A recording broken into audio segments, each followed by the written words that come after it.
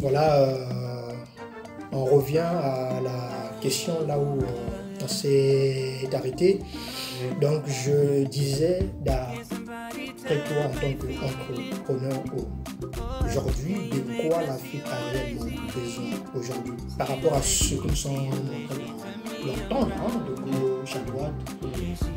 Aujourd'hui, la matière première est suffisante en fait, à l'Afrique pour se développer. Mais là, après toi, avec ton expérience, qu'est-ce que tu penses? De quoi l'Afrique a réellement besoin? De la matière grise ou de la matière première en fait? Alors, moi personnellement, je pense que la matière première, ça peut être un élément tangible ou intangible. Si on parle d'éléments tangibles, ça veut dire du cobalt, du nickel, je sais pas quoi. Mais si on parle de l'intangibilité, ben, dans ce cas-ci, on parle de la matière grise. Donc pour moi, la matière grise constitue déjà de la matière première. Et ça, chez nous, on en a. En Afrique, on en a. On en a partout. Et le seul hic qu'il y a en Afrique actuellement, comme tu peux l'évoquer ou que tu l'as déjà parlé, je pense, c'est que le dénominateur commun de tous les pays en Afrique, souvent, qui sont entre guillemets sous-développés ou en voie de développement, c'est le chômage. Le chômage, tout à fait. Voilà. Donc, une fois qu'on s'est rendu compte de cela, qu'on en a bien pris conscience que c'est vraiment le chômage qui est la plaie qui empêche justement le développement économique de chez nous. Donc, on doit recourir à notre matière grise justement pour créer des projets qui vont nous permettre de s'en sortir et créer des entreprises qui sont dans tous les domaines parce qu'on a notre propre matière grise et qui nous permet, on ne cesse pas de le découvrir et souvent on voit très bien quand on s'exporte entre guillemets, quand on va dans les autres pays, on voit très très bien qu'on arrive bien à créer aussi dans une langue qu'on ne connaissait pas avant quoi. Donc ça montre bien qu'on est capable quoi. Donc une fois qu'on est capable, ben, après il reste justement à réimporter ça en Afrique justement pour créer des entreprises à travers différents projets, surtout avec passion. Voilà, c'est ça, avec les compétences qu'on aura acquises quoi. D'accord. Merci Bella pour cette réponse-là. Oui. Et le mot de la fin, qu'est-ce que tu peux dire à cette jeunesse africaine qui sont ici en Europe et ceux qui sont en train de nous suivre en ce moment précis en Afrique? Quel est le message de la fin que tu peux dire à cette jeunesse? Alors, le message de la fin... Qui ont peur aujourd'hui de se lancer en affaires en fait.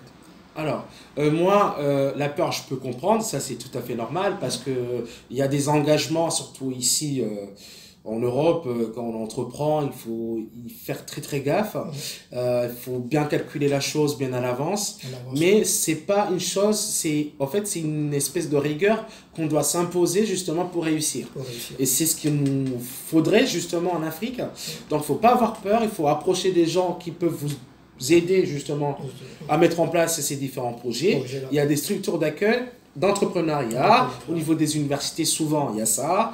On a même parmi nos amis, nos connaissances, c'est Daniel ici, qui peut vous montrer justement, vous guider dans vos projets et pour entreprendre quoi. C'est pas très compliqué. La seule chose qui est compliquée, c'est faire, c'est ça. Voilà.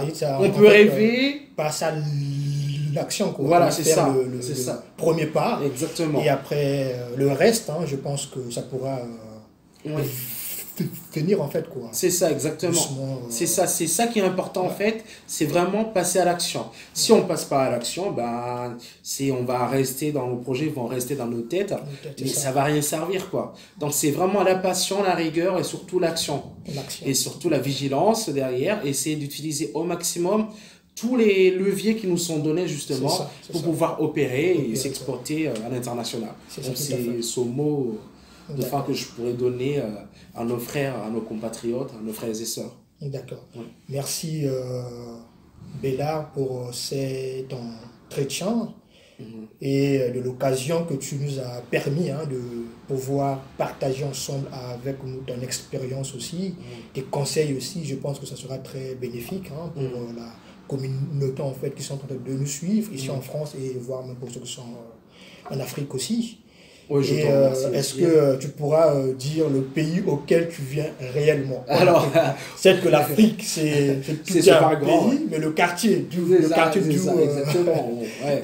C'est un bon terme, le quartier, oui. Mais moi, je viens du pays, quand même, faut pas qu'on froisse d'autres Burundais. Moi, je viens du Burundi, c'est un Burundi, tout d'accord. petit pays d'Afrique de l'Est. D'accord.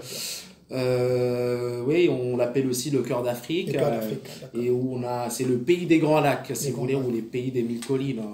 On est jumelé avec le Rwanda, Le on a Rwanda, presque la même langue. Même langue. Donc moi, je viens de ce pays. D'accord. Voilà. Merci, cher frère. En tout cas, je te souhaite bon vent. Ouais, et, merci, bonne merci à vous aussi. continuation hein, dans la Ouais. suite des entreprises. Ouais.